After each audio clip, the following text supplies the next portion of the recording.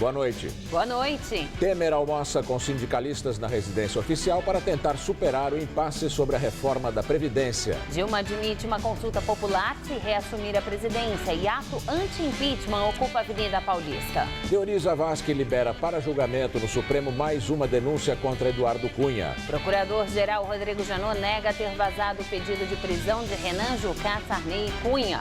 PMs prestam depoimento sobre a morte do menino de 10 anos. O secretário diz que está havendo muita especulação. Cardeal arcebispo do Rio desce do carro para se proteger de tiroteio entre policiais e bandidos no centro da cidade.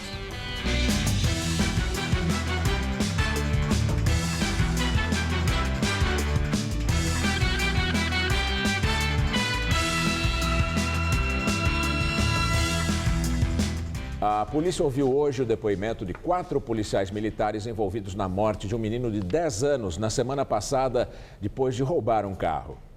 Os 4 policiais militares envolvidos no caso chegaram para depor aqui no DHPP por volta das 10h30 da manhã. Eles chegaram juntos, à paisana e sem chamar a atenção da imprensa, que faz plantão na entrada do prédio.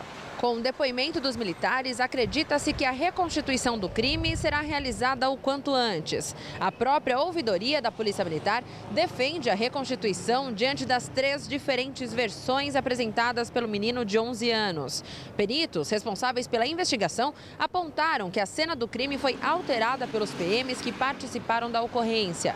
Ainda segundo os peritos, o laudo que atestou rastros de chumbo e pólvora na mão do menino de 10 anos morto pela PM teve os trabalhos dificultados por 3 motivos. O carro teria sido revirado pelos policiais, o corpo do menino retirado da posição original e o revólver calibre 38 apreendido retirado do local. Agora, a Polícia Civil investiga a possibilidade do menino de 10 anos ter sido baleado e morto quando tentava descer do carro. Em nota, o DHPP informou que a cena do crime foi modificada porque seria necessário socorrer o menino baleado. Além disso, houve a saída da outra criança que sobreviveu, que estava no banco traseiro do veículo, mas deixou o carro pela porta da frente. A Secretaria da Segurança Pública informou que todas as versões vão ser analisadas e que é preciso esperar a investigação terminar. Os parentes das vítimas do acidente de ônibus que aconteceu na rodovia Mogi Bertioga prestaram as últimas homenagens aos jovens. 10 pessoas foram enterradas em São Sebastião. Outros corpos foram para São Paulo, Itaquaquecetuba, São Luís do Paraitinga e em cidades do Paraná e do Piauí. A polícia investiga agora o que teria provocado essa tragédia. A imprensa responsável pelo ônibus alega que não houve excesso de velocidade. A empresa União Litoral afirma que no momento do acidente o ônibus estava a 41 km por hora, ou seja, abaixo do limite permitido naquele trecho da rodovia, que é de 60 km por hora. Essa informação só poderá ser confirmada pelo tacógrafo, uma espécie de caixa preta do ônibus que está em posse da Polícia Civil. Ainda segundo a empresa de ônibus, havia muita neblina na hora do acidente, o que pode ter atrapalhado a visibilidade do motorista. O acidente aconteceu na quarta-feira à noite e matou 18 pessoas. O ônibus levava universitários de Mogi das Cruzes para São Sebastião e tombou na pista sentido litoral. Na descida da serra, o motorista perdeu o controle logo depois de fazer uma curva. Atravessou a pista, bateu em pedras, capotou e caiu num barranco. Força-tarefa do Ministério Público fecha a Câmara Municipal de Osasco.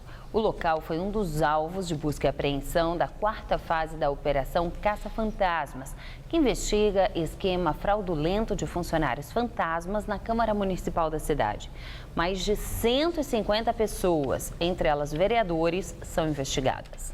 Com a ação, foi constatado que assessores da Prefeitura e da Câmara de Osasco trabalham em estabelecimentos privados no horário do expediente que deveriam cumprir nos órgãos públicos. Acontece neste momento na Avenida Paulista uma manifestação contra o governo interino do presidente Michel Temer. E a repórter Carla Rodeiro acompanha e tem outras informações. Carla. Olha, Olha, aqui entre os manifestantes desse ato contra o governo interino de Michel Temer estão pessoas ligadas a movimentos sociais, a movimentos de estudantes, também a sindicatos, a partidos políticos, no caso o PT e o PCdoB, também a CUT, trabalhadores do movimento do Sem Teto e do Sem Terra. A expectativa do público é para a presença do ex-presidente Lula, que vai discursar no palanque, montado em cima de um caminhão que está atravessado aqui na Avenida Paulista, ao lado do MASP. A previsão é de que Lula comece a falar por volta das 7h30. Havia a possibilidade também da presença da presidente afastada Dilma Rousseff, mas ela desistiu de participar e não virá.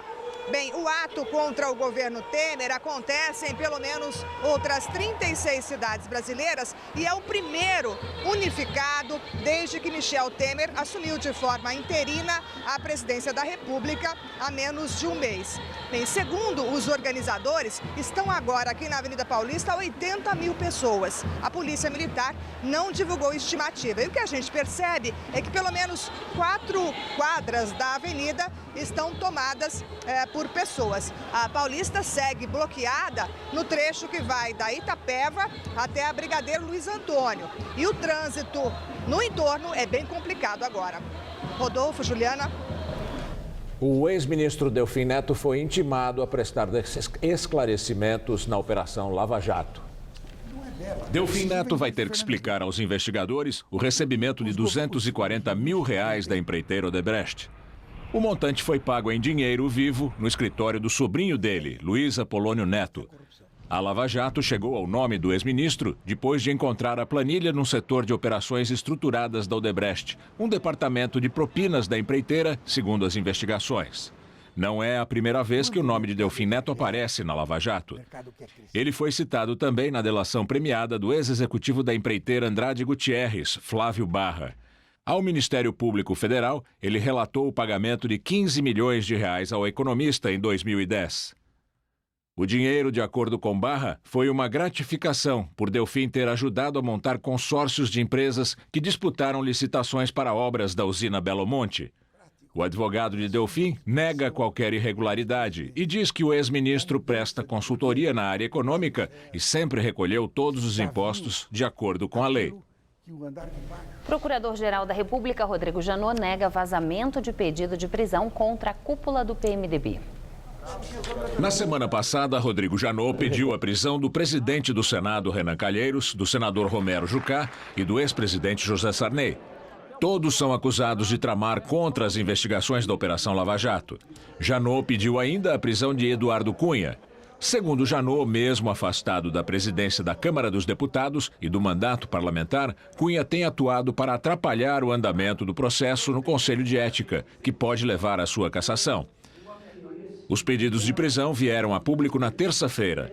A análise está sendo feita pelo ministro Teori Zavascki, do Supremo Tribunal Federal. Janot diz que vai se esforçar para descobrir e punir quem vazou a informação. Afirmo, senhores, peremptoriamente, esse indigitado vazamento não foi da PGR. Depois da divulgação, o ministro Gilmar Mendes, do STF, criticou o vazamento, que qualificou de uma brincadeira com o Supremo.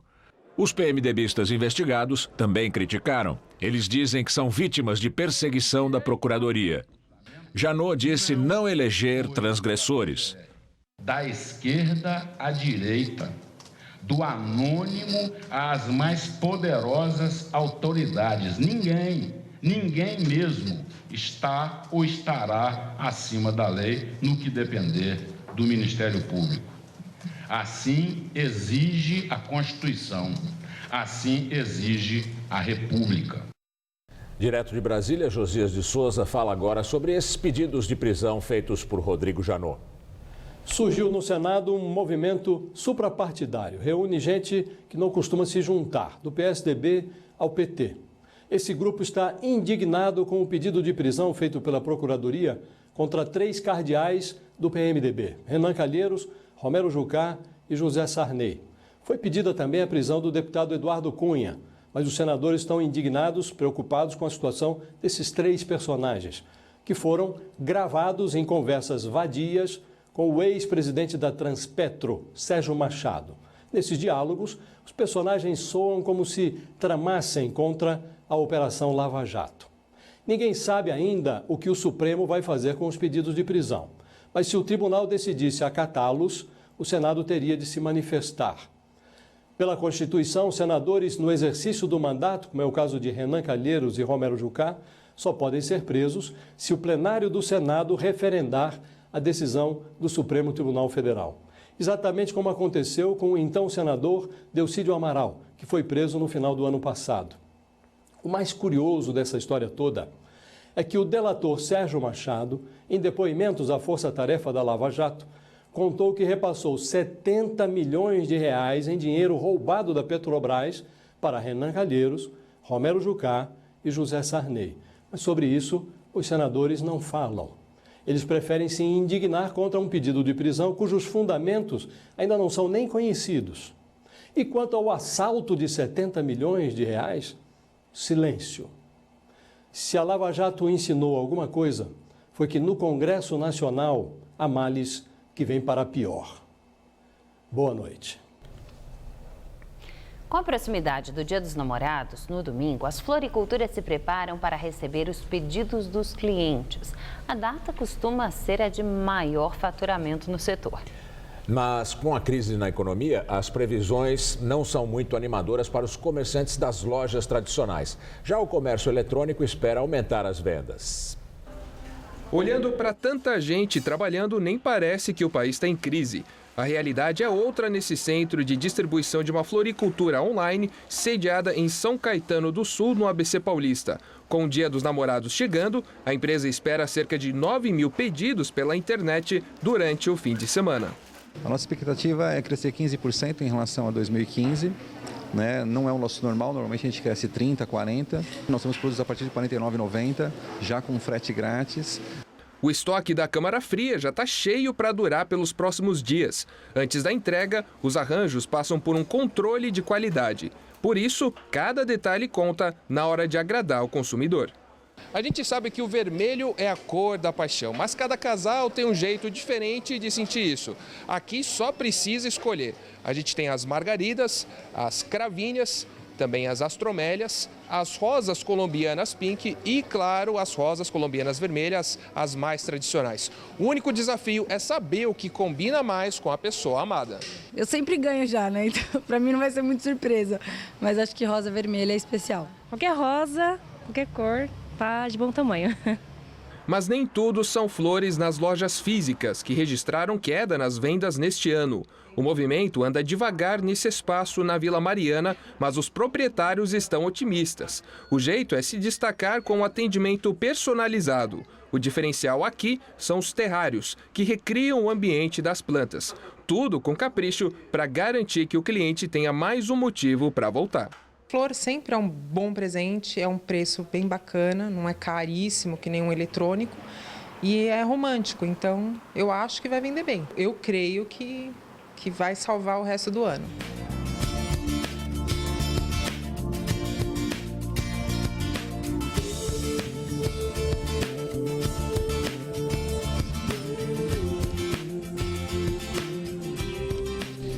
Essa última madrugada foi de recordes de frio em quase todo o centro-sul do Brasil e chegou a nevar em Gramado, no Rio Grande do Sul.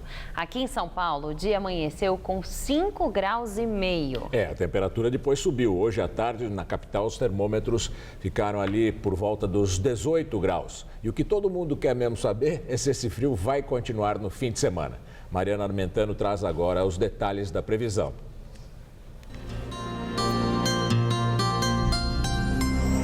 Na verdade, o frio vai aumentar nos próximos dias e deve gear nas serras gaúcha e catarinense.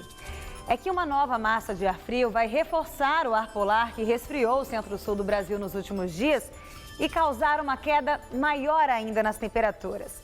No final de semana, ainda pode gear nos 3 estados da região sul e também ali no sul de São Paulo. O tempo fica chuvoso entre o Rio de Janeiro e o Espírito Santo por causa de uma frente fria que passa em alto mar e ali entre o Acre e o Amazonas. Nas outras áreas em verde do mapa, são esperadas chuvas pontuais. Fim de semana de sol e calor mesmo, só teremos nessa área em amarelo no Nordeste. A máxima chega aos 30 graus em Salvador e aos 32 em Maceió.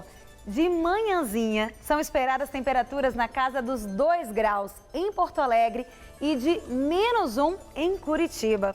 Aqui em São Paulo, nada muda e o frio vai continuar durante todo o final de semana. Em Campos do Jordão, pode fazer até 0 grau agora à noite. Já em Marília, Presidente Prudente e em Presidente Bernardes, teremos mínima de 6 graus ao amanhecer. Na cidade de Bauru, no centro do estado, a temperatura à tarde não vai passar dos 17 graus. E no litoral, chega a fazer só 14 graus em Santos e em Caraguatatuba. Vamos ver como fica o final de semana aqui na região metropolitana? O sábado vai amanhecer com 5 graus e durante o dia não vai fazer mais que 15 graus por aqui. No domingo, Dia dos Namorados, há chances de geada nas áreas mais afastadas do centro. E as temperaturas vão ficar entre 4 e 16 graus. E para começar a semana, mais frio ainda e também tem chance de gear. Mínima só de 3 graus na madrugada e máxima de 16 na segunda-feira. Mulher é morta durante tiroteio entre motoqueiros na zona sul de São Paulo. A vítima estava parada no semáforo na Avenida Cupecê quando 2 motoqueiros passaram trocando tiros. Uma das balas acertou as costas da mulher, que morreu ao chegar ao Hospital Jabaquara. O caso aconteceu hoje de manhã. A polícia procura imagens de câmeras de vigilância da região para identificar os motoqueiros. O arcebispo do Rio de Janeiro, cardeal Dom Orani Tempesta, ficou no meio de um intenso tiroteio no bairro de Santa Teresa, no centro. O confronto aconteceu quando agentes da unidade de polícia pacificadora, que estavam fazendo patrulhamento de rotina, foram atacados pelos criminosos. Esta é a terceira vez em que Dom Orani vive de perto a insegurança da cidade. Em 2014 e 2015, ele foi vítima de 2 assaltos à mão armada. Eu tenho dito que a nossa sociedade é uma sociedade doente, há um tecido social doentio. Isso acontece tanto no aspecto ético, como também moral, como também social, como também na questão da segurança. É necessário reconstruir essa nossa sociedade. E eu pude ver realmente que ali, juntamente comigo, tinha tantas pessoas que iam para o trabalho, preocupadas em como justificar a demora de chegar ao trabalho, pessoas de bem e que estavam procurando justamente apenas a segurança daquele momento. Num vídeo publicado no site da Arquidiocese do Rio de Janeiro, o cardeal Dom Orani Tempesta contou como foram os momentos de tensão que ele passou hoje. Esse foi o vídeo que nós vimos. Nós temos o vídeo do momento em que ele ficou no meio do tiroteio. Nós vamos mostrar agora. Em vídeo gravado por um passageiro de um ônibus que estava perto do carro de Dom Orani, é possível ver o cardeal sentado no chão, usando o celular. Foram pelo menos 10 minutos de intenso tiroteio. Dom Orani estava indo para o aeroporto quando ele e outras pessoas foram surpreendidas pelos tiros. O arcebispo e o motorista desceram do carro para se proteger. O policial federal Newton Ishii, japonês da Federal, vai cumprir prisão domiciliar. Pela decisão judicial, Ishii cumprirá a pena num tipo de regime semiaberto que permite que ele fique em casa, mas ele terá que usar uma tornozeleira eletrônica. Não poderá sair à noite nem aos fins de semana e não pode deixar Curitiba sem autorização da Justiça. A pena alternativa foi dada por causa da falta de vagas no sistema penitenciário para cumprimento do regime semiaberto tradicional, no qual o preso dorme na penitenciária. Newton Ishii foi condenado a 4 anos e 2 meses de prisão pelo crime de facilitação de contrabando. Ele continuará atuando na Polícia Federal, mas em cargo interno. Ele ficou nacionalmente conhecido na Lava Jato e era responsável pela escolta dos presos. O ministro Teori Zavascki liberou para julgamento uma ação contra o presidente afastado da Câmara dos Deputados, Eduardo Cunha. A liberação da segunda denúncia significa que Teori Zavascki, relator da Operação Lava Jato no STF, já concluiu a análise sobre o caso. Agora, os outros ministros do STF também devem se manifestar. A acusação é baseada em investigação aberta em outubro do ano passado sobre o deputado, a mulher dele, Cláudia Cruz, e uma das filhas, Daniele Cunha. O inquérito aponta indícios de que o deputado teria cometido 3 crimes: evasão de divisas, corrupção passiva e lavagem de dinheiro. Ontem, o juiz Sérgio Moro aceitou uma denúncia contra Cláudia Cruz e ela virou ré em uma ação da Lava Jato. O Supremo já aceitou uma outra denúncia sobre Cunha na Lava Jato, relativa a uma suspeita de que ele exigiu e recebeu ao menos 5 milhões de dólares em propinas de um contrato de estaleiro com a Petrobras. Ele nega as acusações. Hoje, o Procurador-Geral da República mandou para o Supremo a 3ª denúncia contra Cunha. Nela, o deputado é acusado de receber propina de contratos das obras do Porto Maravilha, no Rio de Janeiro. Cunha nega. Toda a diversidade cultural de São Paulo nas mais variadas manifestações artísticas e gastronômicas. Na 21ª edição da Festa do Imigrante, as comunidades se reúnem e relembram histórias e tradições dos países de origem. Você já imaginou conhecer em apenas algumas horas a cultura de 50 países sem precisar pegar um único voo? Acredite, isso não é uma tarefa impossível. É uma viagem, né? É uma viagem que a gente faz, aproveita para sentir o que é o trabalho, principalmente artesanal, maravilhoso. Na festa organizada pelo Museu da Imigração do Estado de São Paulo, você é quem escolhe o próprio roteiro. Um passeio que começa pela riqueza do artesanato de cada país, dos desenhos japoneses às matrioscas russas. O que a gente mais se orgulha é que o museu, para falar a verdade, ele faz essa costura, mas a festa é das comunidades. Então as comunidades definem o cardápio, as comunidades trazem, você pode ver nas barracas que tem um encontro de gerações. Ana é neta de imigrantes búlgaros. Depois de conhecer a terra dos avós, fez questão de trazer um pouquinho da cultura da Bulgária para o Brasil. Eu acho que é muito importante estar aqui mostrando. Eu me emociono porque a vivência da gente foi tão ativa com meus avós. Então, comer a semente de girassóis na porta de uma casa, que hoje a gente não se pode fazer isso mais, mas a minha vivência foi essa com eles, né? E que tal incluir nesta volta pelo mundo a gastronomia? Dá para experimentar uma porção de sabores. É um prato com banana da terra, frango e arroz e uma pimentinha gostosa pra caramba. A gente escolheu o Congo porque é mais diferente do que a gente já tinha comido. Outras comidas a gente está acostumado a comer, né? Daphne é holandesa, acabou de chegar ao país e já aproveitou para visitar a festa. Ela disse que está gostando de conhecer a cultura do Brasil e de outros países. Além das comidas típicas saborosas e também do artesanato diversificado, tem ainda as apresentações culturais. Aqui no palco da Festa do Imigrante, a viagem pelo mundo continua.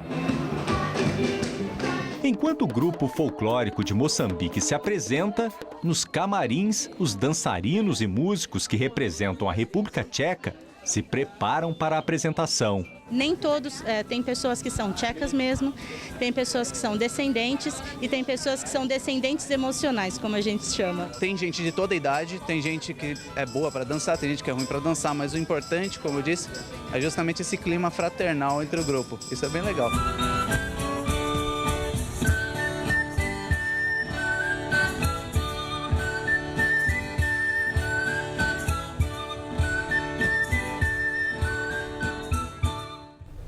A Festa do Imigrante termina neste fim de semana no Museu da Imigração, na Moca. Os ingressos custam apenas R$ 6. O governador interino do Rio de Janeiro, Francisco Dornelles, do PP, vai parcelar os salários de maio do funcionalismo do Estado. Todos os 460 mil servidores terão garantidos o pagamento de R$ 1.000 dos salários. Depois será pago apenas os 50% restantes do total do contra-cheque. Somente os servidores da educação receberão os salários de forma integral. Desde o começo do ano, o governo do Rio tem tido dificuldades para pagar os servidores, tanto ativos quanto os aposentados. Em março, por causa das dificuldades de caixa, falta de dinheiro, o Estado deixou de pagar 137 mil aposentados e pensionistas, o que foi questionado na Justiça. O Ministério do Planejamento anunciou que o governo vai cortar mais de 4 mil cargos comissionados. Segundo o ministro interino da pasta, Diogo de Oliveira, a medida vai gerar uma economia de R$ 230 milhões por ano. O próprio ministro admitiu, no entanto, que a redução de custos é baixa diante do gasto anual do governo com a folha de pagamento dos servidores ativos e inativos, que é de 250 bilhões de reais anuais. No total, serão cortados 4.303 cargos comissionados. De acordo com Oliveira, o governo indicará a quantidade de cargos e funções que cada ministério terá de devolver. Essa redução já havia sido anunciada por Romero Jucá, que chefiou a pasta do planejamento, mas se afastou do cargo depois da divulgação de um áudio em que ele aparece sugerindo um pacto para barrar a Operação Lava Jato. E agora vamos ao comentário de economia com Vinícius Torres Freire. A gente tem tanto problema aqui no Brasil que até passou a prestar ainda menos atenção ao que ocorre na economia mundial. Mas hoje, os mercados financeiros nos ajudaram a lembrar que existe um mundo perigoso lá fora. Como a gente viu, houve uma balançada feia nos mercados. Bolsa caindo bem, dólar subindo um pouco. É uma crise nova? Não. Deve durar muito? Muito provavelmente não. Mas o Brasil não é imune ao que acontece na economia ou nas finanças mundiais. Deve ficar ainda mais atento nesse momento de grande sofrimento econômico. O que aconteceu lá fora? Daqui a uns 10 dias, o Reino Unido vota se fica ou não na União Europeia. Hoje saíram pesquisas indicando que o eleitorado pode votar pelo sim. Caso o Reino Unido saia mesmo da União Europeia, isso vai dar confusão por algum tempo, sim. Vai alterar as relações britânicas com a Europa, vai mexer em um dos maiores centros financeiros do mundo, Londres, e, mais importante, pode criar suspeitas de que a Europa pode se desmantelar, que mais países saiam. Por enquanto, é tudo especulação, mas os donos do dinheiro grosso se preocupam com isso, também especulam com isso e assim balançam a finança mundial. No mais, a tendência de médio prazo era, a princípio, de calmaria no mundo. Pode haver mudanças se houver mexida grande na economia americana ou na economia chinesa. Por hora, a expectativa era de que isso fosse ficar quieto pelos próximos meses. O Brasil está numa situação econômica muito difícil. Está para começar a fazer alguma mudança econômica, uma reforma importante. Na semana que vem, o governo Temer manda para o Congresso a maior mudança do Estado em décadas, o limite para o crescimento da despesa federal, que seria congelada. Sem algum limite no gasto, a gente não vai sair desta confusão. Agora, se houver tumulto na economia lá fora, tudo fica mais difícil aqui também. Dólar subindo, piorando a inflação. Menos investimento no Brasil, que está precisando muito voltar a crescer. Isso vai acontecer mesmo lá fora? Não, nem de longe, mas a gente não pode perder tempo. Consertar o motor do carro brasileiro no meio de uma tempestade mundial ficaria ainda mais difícil. Boa noite. Eliane Dias poderia ter se contentado em ser a primeira-dama do rap brasileiro. Casada com Mano Brown, líder dos Racionais, ela foi à luta, estudou e agora quer retribuir à periferia tudo o que conquistou. Mãe, mulher, empresária, coordenadora de um projeto de combate ao racismo na Assembleia Legislativa, Eliane Dias é uma personagem que é a cara de São Paulo. A primeira entrevista do dia não é para o Jornal da Gazeta. Eliane foi convidada para falar sobre empoderamento da mulher negra para um congresso online. Para nascer, eu tive que persistir, porque meu pai logo não me quis. É uma das mulheres que eu já vi com representatividade e que vive o empoderamento diariamente. A mulher negra precisa estar mais unida, né? E uma fazer uma pela outra. São muitas as experiências que ela quer compartilhar. Eliane nasceu nas ruas e cresceu sem pai em uma das regiões mais carentes e violentas da cidade, o Capão Redondo. Casou cedo, teve 2 filhos e acompanhou a ascensão do marido, Pedro Paulo, mais conhecido como Mano Brown, líder do mais importante grupo de rap do Brasil, os Racionais. Amanhã só pertence a Deus, a vida é louca. Deixa eu falar pra você, tudo vai, tudo é fácil, irmão. Logo mais vamos arrebentar no mundão. Eu ouvi uma vez que filho de ninguém, filho de alguém não é ninguém. E mulher também. Mulher de alguém não é ninguém. E é assim que eu me sinto, né? As pessoas não me veem como alguém, me veem como mulher de alguém.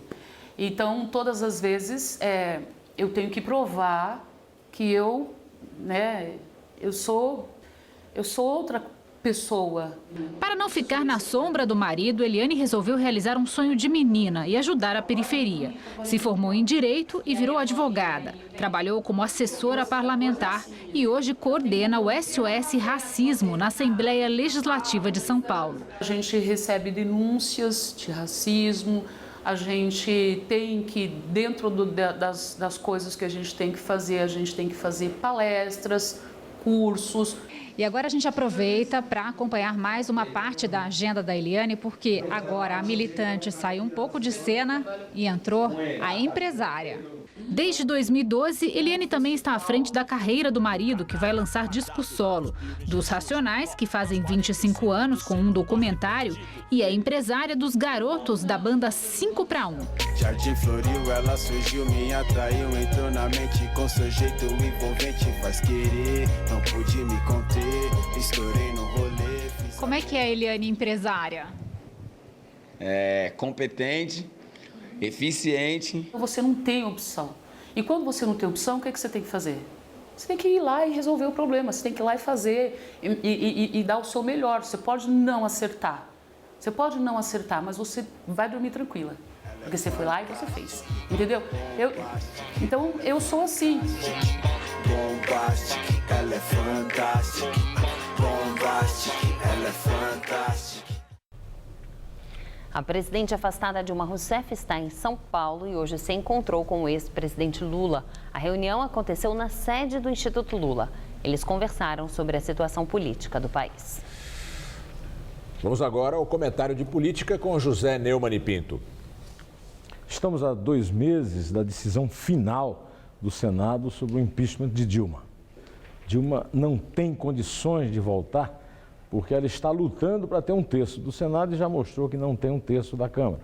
Além do mais, na pesquisa da CNT, MDA, a aprovação da população brasileira ao impeachment é de 62,4%, muito perto ali dos 66,6%, que significam 2/3. Ou seja, se o Senado resolver ouvir as vozes da rua, vai votar pelo impeachment. E ela não voltará. A situação dela se tem agravado também no ponto de vista penal. O Zvizdronov, lá, o lobista lá da Petrobras, confessou, delatou que depositou 4,5 milhões na conta suíça do João Santana, o Patinhas. E amanhã o Jornal Estado de São Paulo vai dar uma reportagem do Jamil Chad, dizendo que o Ministério Público da Suíça está bloqueando uma conta milionária em dólares depositados por dinheiro que o Ministério Público suíço considera sujo em campanhas de políticos brasileiros que os promotores, os procuradores não dizem quem são. A mesma pesquisa da CNT também não dá uma situação cômoda para o Temer. O Temer é visto com desconfiança e com um recuo. A vantagem que o Temer tem é que ele tem uma equipe econômica acreditada e competente, principalmente com o ministro da Fazenda, Henrique Meirelles, que é o preferido eterno do Lula desde que foi presidente do Banco Central, e que é aplaudido e amado pelo mercado interno e pelo mercado externo. Isso não quer dizer que a situação esteja definida. Nós estamos em pleno caos. Estamos diante de uma situação moralmente muito grave, economicamente caótica e politicamente sem nenhuma boa perspectiva. Hoje o Senado resolveu que qualquer decisão do Supremo sobre o afastamento de senadores ou deputados tem que passar pelo crivo dele. Era tudo o que faltava. Os políticos, que já têm foro privilegiado e sigilo de processo, decidir se o Supremo acertou ou errou com eles. Tá bom, o que mais? Bom, eu volto na terça-feira, temos aí um fim de semana frio pela frente, direto ao assunto, em pé. O Conselho Nacional Eleitoral da Venezuela aceita 67% das assinaturas recolhidas pela oposição para retirar da presidência Nicolás Maduro. De acordo com a presidente do CNE, Tibsai Lucena, o órgão aceitou 1.252.000 assinaturas que ainda deverão ser confirmadas pessoalmente pelos signatários. Ela disse que outras 600.000 foram rejeitadas porque as pessoas preencheram errado o formulário e também houve assinaturas de menores de 18 anos e até de pessoas mortas. Segundo Lucena, a validação deve terminar até o dia 26 de julho, mas o processo pode ser suspenso se houver qualquer episódio de violência. A oposição entregou as assinaturas a favor do referendo revogatório, que pode tirar Maduro do poder em 2 de maio. Desde então, aconteceram vários protestos reclamando da demora na validação. Opositores acusam o CNE de agir em nome do governo chavista. O presidente interino Michel Temer almoçou com representantes de centrais sindicais no Palácio do Jaburu, residência oficial de Temer. A reforma da Previdência e ações de combate ao desemprego foram os temas do encontro. Em maio, Temer criou um grupo de trabalho com sindicalistas e representantes do governo federal para discutir e elaborar uma proposta de alteração da Previdência Social. A gestão Temer defende uma idade mínima, que seria de 65 anos, tanto para homens quanto para mulheres. O PSOL em articulação para a definição da presidência da Câmara Federal na entrevista do dia com Maria Lídia Flandoli. Entrevista o deputado federal Ivan Valente, líder do PSOL, o Partido Socialismo e Liberdade, na Câmara Federal. Obrigada por estar conosco. Obrigado, bom, o processo de Eduardo Cunha no Conselho de Ética se arrasta. Consta que é o mais longo da história do Conselho de Ética. Vocês apresentaram uma representação contra Eduardo Cunha em outubro passado. E a coisa se arrasta com claras manobras para favorecer Eduardo Cunha. Finalmente tem uma votação marcada para a próxima terça-feira. Agora vai? Nós não podemos dizer que agora vai. Com Eduardo Cunha sempre é surpreendente. Mas são mais de 8 meses já, né? E eu acho que ele tem um poder muito forte. Ele intimida centenas de deputados e ele intimida o presidente da República. Intimida como? Ele faz chantagem, ele ameaça? Porque eu vi uma declaração sua que ele é uma ameaça ambulante. Ele faz chantagem? Faz. Ele manipula, ele banca parlamentares e ele sabe muita coisa sobre a República e principalmente sobre o seu partido. Ele ainda PMDB. banca? Banca. Ele banca porque ele ganhou muito dinheiro, é só ver as denúncias da Petrobras. E ele financiou gente, ele sabe de muita coisa. Ele conseguiu emplacar o líder do governo, um partido que tem 9 deputados apenas, que é réu no Supremo 3 vezes e tentativa de assassinato. Então, como é que um homem pode ser nomeado dessa forma? É se ele não intimidasse o presidente da República, o presidente atual, interino. E na Câmara também, como é que ele consegue tentar impedir que o plenário seja soberano para decidir sobre sua vida? Mas há indicadores que o Planalto, que Michel Temer atue para salvar Eduardo Cunha? Nesse caso da deputada Tia Heron, né, do PRB, houve uma reunião do presidente nacional do PRB, que é ministro da Indústria e Comércio, com Temer, no dia da votação no Conselho de Ética. E ela não foi votar. Então, uma tensão muito forte. E é bem provável que talvez não se defina na semana que vem, porque a esposa de Eduardo Cunha, ela virou ré em Curitiba e também ele vai passar por um segundo julgamento no dia 23. Possivelmente se tornará réu pela segunda vez também. Acredita que ele possa ser preso? Vocês entraram com uma procuração pedindo a prisão dele na Procuradoria-Geral da República. Uma representação. Acredita que ele possa ser preso? Eu acho que sim. Eu acho que o Supremo Tribunal Federal já decidiu pelo afastamento. Foi uma medida grave, inclusive afastamento do mandato e da presidência. Agora, está se vendo que ele continua influindo no processo, atrapalhando as investigações. Então, é uma possibilidade real que seja decretada a prisão dele, o que seria um alívio para 90% dos brasileiros. Bom, e essa ideia de Renan Calheiros que qualquer pedido de afastamento que venha do judiciário tem que ser subscrito pelo legislativo. É sensato e é uma boa ideia? Não, veja, constitucionalmente, né, se o Supremo decreta uma prisão em flagrante, né, como foi o caso de Elcídio Amaral, ele submeteu ao Senado. O Senado votou pela permissão. Agora, com essas novos pedidos da PGR, no caso Renan, no caso Jucá, né, é bem provável que passe pelo plenário e tenha maiores dificuldades se o Supremo resolver determinar a prisão. Deputado, e essa figura, hein, o deputado Valdir Maranhão, que está presidindo a Câmara, a quem interessa que ele fique na presidência da Casa? Primeiro, ao próprio Eduardo Cunha. Segundo, ao chamado Centrão, que é um bloco que foi formado de partidos que se deslocaram do apoio a Dilma para o apoio ao Temer. São os que estão sempre no poder, né? Então, há um jogo político. Agora, é evidente que ele atrapalha o andamento dos trabalhos pela incapacidade de fazê-lo mesmo.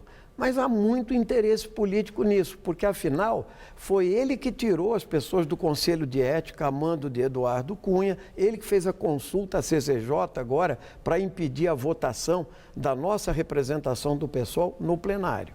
A última questão.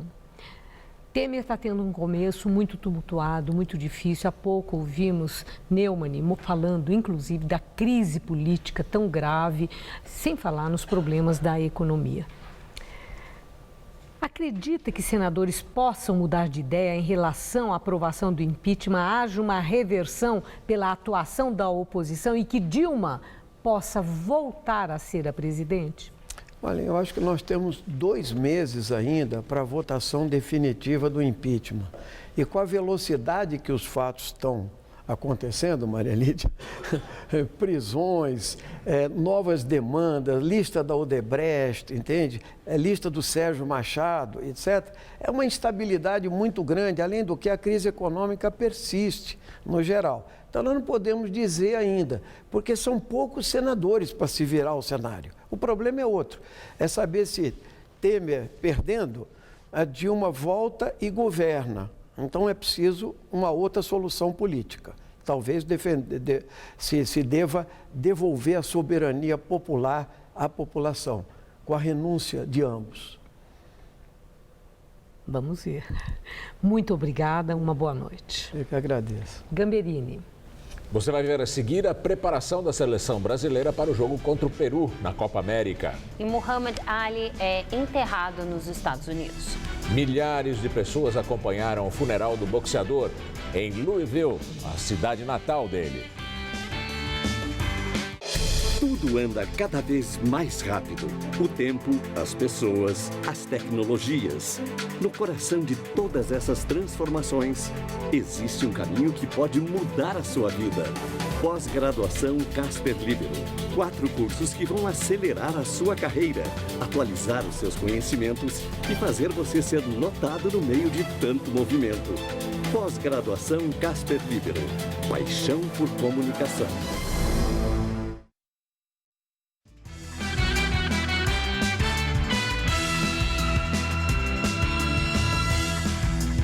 Nós voltamos a falar da manifestação contra o governo interino do presidente Michel Temer, que está acontecendo neste momento na Avenida Paulista. A repórter Carla Rodeiro está lá e acompanha e tem informações ao vivo. Olá, Carla.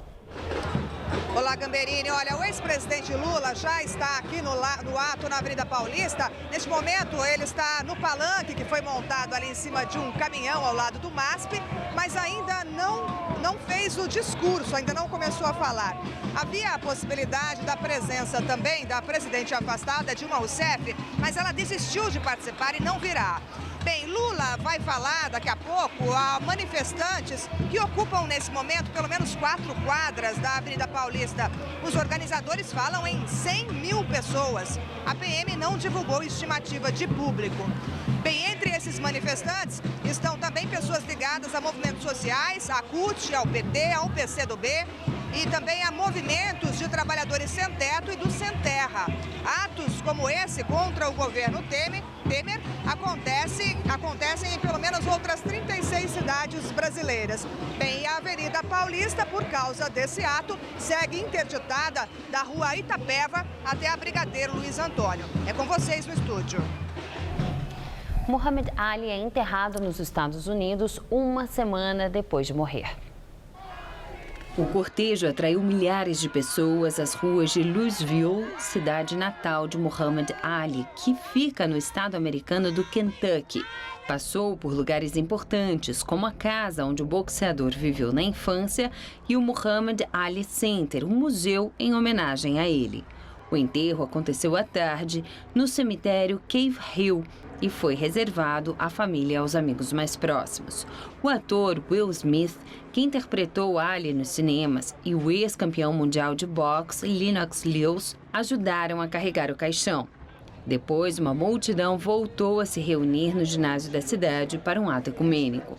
Personalidades prestaram homenagens, como o ex-presidente americano Bill Clinton, além de líderes de várias religiões.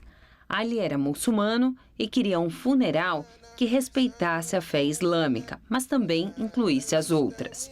E o site da Casa Branca publicou hoje uma homenagem do presidente Barack Obama a Ali, a quem chamou de ídolo pessoal. Muhammad Ali morreu na sexta-feira da semana passada, aos 74 anos, em um hospital do Arizona, vítima de uma infecção generalizada. O ex-campeão de boxe lutava havia anos contra o mal de Parkinson. Vamos agora às notícias do esporte com Rodolfo Gamberini e Celso Cardoso.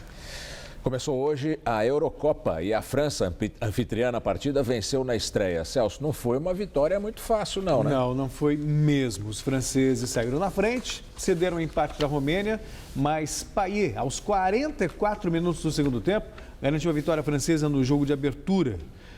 Jogo de abertura da Euro 2016. Pela Copa América, nossa similar aqui, mas sem o glamour da europeia, o Brasil joga domingo contra o Peru e precisa de um empate para avançar para a próxima fase. E para esse jogo contra os peruanos, o meio-campo da seleção terá novidade. O Wallace foi o último a chegar na seleção que disputa a Copa América Centenário. O volante do Grêmio foi convocado após a desistência de Luiz Gustavo. Jogou 20 minutos contra o Haiti e já deve ser titular na vaga de Casemiro suspenso no domingo contra o Peru. Motivo para ficar nervoso? Eu tô tranquilo, já passou o friozinho na barriga.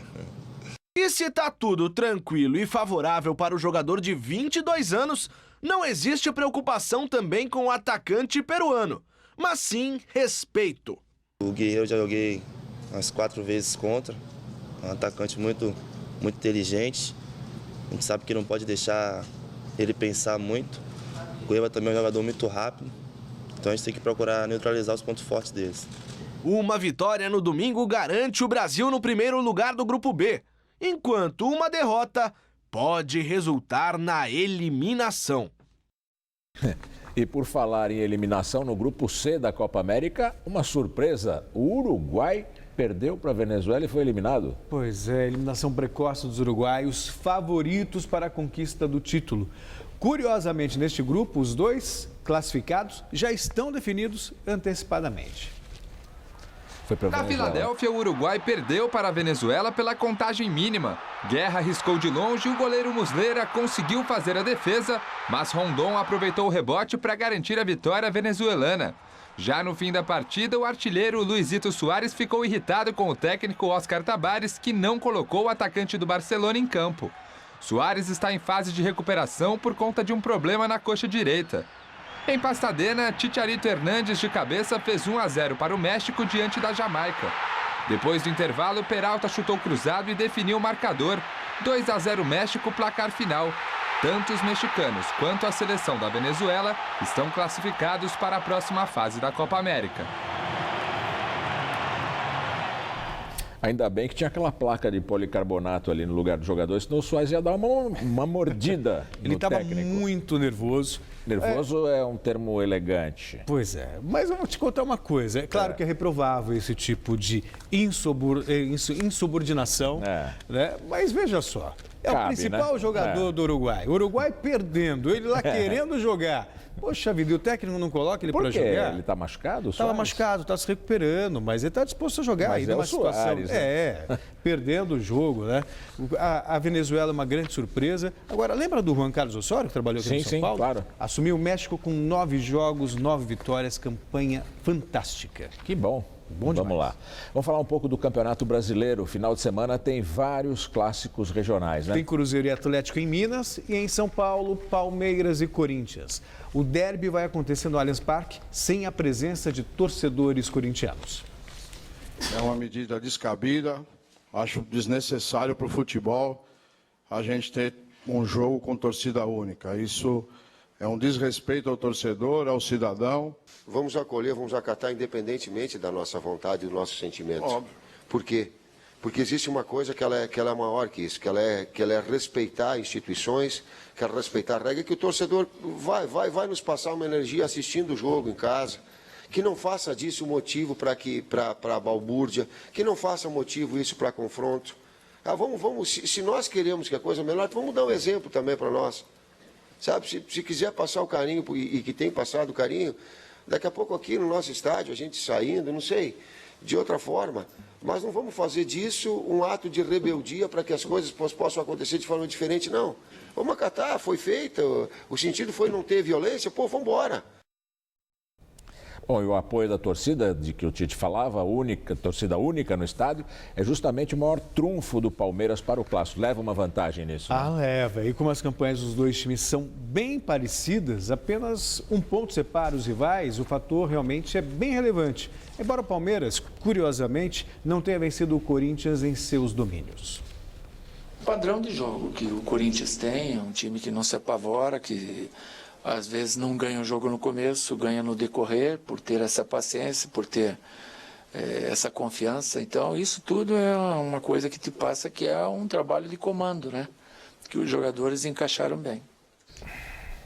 Os gols dessa partida, segunda-feira. Finito. Tá bom? Bom fim de semana para você. Boa noite. Boa noite. Juliana. Polícia belga detém mais um suspeito dos atentados de março em Bruxelas.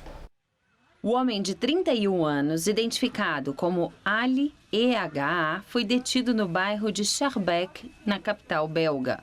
Ele é um dos suspeitos de participar dos ataques terroristas de 22 de março, que deixaram 32 mortos e mais de 300 feridos depois de explosões no aeroporto e no metrô de Bruxelas. Segundo o Ministério Público, ele será indiciado por participação em atividades de um grupo terrorista. Em abril, 6 suspeitos já tinham sido detidos por envolvimento no episódio. 4 deles foram acusados de integrar uma organização terrorista. Vamos agora ao comentário de cultura com César Job. Gabriela, o mais famoso personagem de Jorge Amado, acaba de chegar ao palco. Depois de um filme e 3 novelas, a história de amor entre Gabriela e Nassib virou um musical, graças ao diretor João Falcão, que dedicou ao projeto 8 anos de trabalho.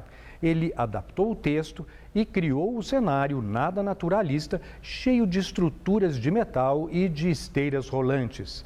Também é dele a escolha da trilha sonora, que tem composições de Dorival Caymmi, Tom Jobim, Caetano Veloso, Gonzaguinha, Marisa Monte e vários outros.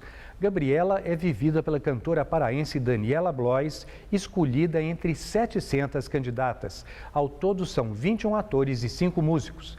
A montagem estreou ontem no Teatro Cetip e fica até 7 de agosto. A Dan Galeria apresenta a partir de amanhã uma mostra de Macaparana, que tem uma carreira marcada pelo rigor e criatividade ao compor geometrias muito pessoais sob a inspiração de Willis de Castro. Sua arte já foi exposta no MASP, na Bienal, na Pinacoteca e no exterior. Agora ele apresenta trabalhos em metal, madeira e papel, até 30 de julho. E na terça-feira, a 14ª edição do Prêmio Brasil Fotografia se instala no Espaço Cultural Porto Seguro, um belo prédio contemporâneo criado por Yuri Vital e Miguel Muralha, do escritório São Paulo Arquitetura. O espaço foi inaugurado em janeiro, portanto, esta é a primeira mostra dos vencedores do prêmio, criado pela Porto Seguro há 15 anos, realizada em sua sede definitiva. A curadoria geral é de Cildo Oliveira. Destaque para o prêmio especial pelo conjunto da obra, este ano outorgado a Evandro Teixeira. O carioca Luiz Baltar e o paulista Marlos Bacher são os ganhadores da vez.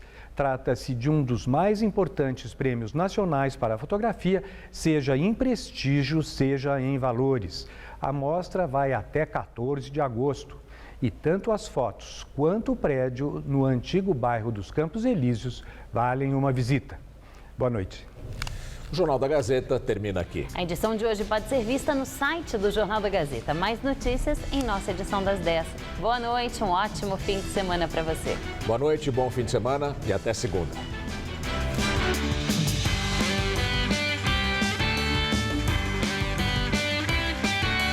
Não perca a semana com Ronald Rios. Logo mais, 10h30 da noite.